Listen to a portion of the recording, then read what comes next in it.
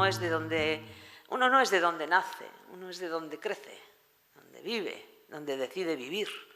Y eso es el drama, ¿no?, de toda guerra, ¿no? Primero, el primer tiempo que pasas en el exilio, pues estás como con una añoranza muy grande y tienes muchas ganas de volver.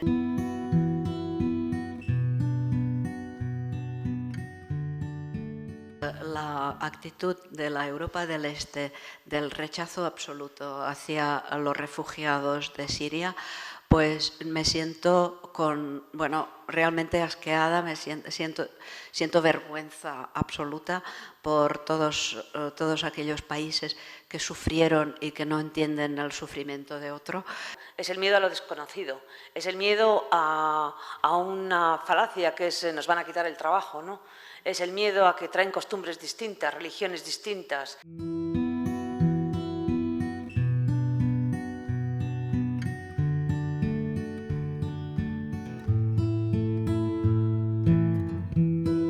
Empecé a plantearme hacer una novela policíaca española que apostara por la realidad española, que se olvidara de imitar o de calcar modelos foráneos y que hiciera esa apuesta sin complejos. Era un poco la idea que yo tenía.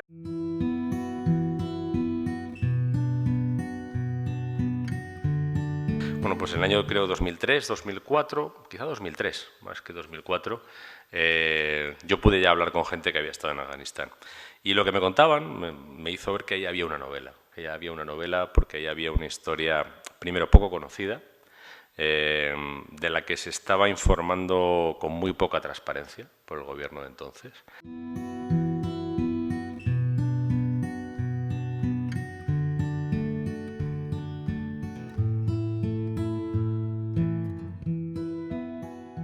Es una novela clásica, entiendo yo. Es una novela de personajes en el contexto de la ciudad que en 1939, que es el momento en el que comienza la novela, se refugiaban en Tánger.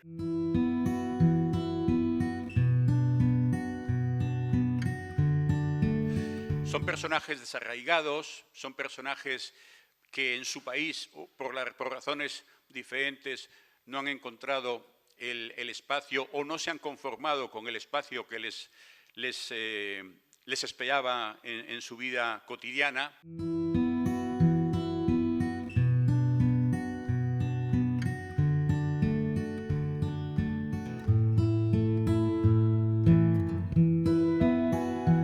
Yo tenía una pensión desde que cumplí los 65 años, que coticé durante 39 años como periodista. Tenía una pensión, no la máxima, pero bueno, una pensión acomodadita, ¿no?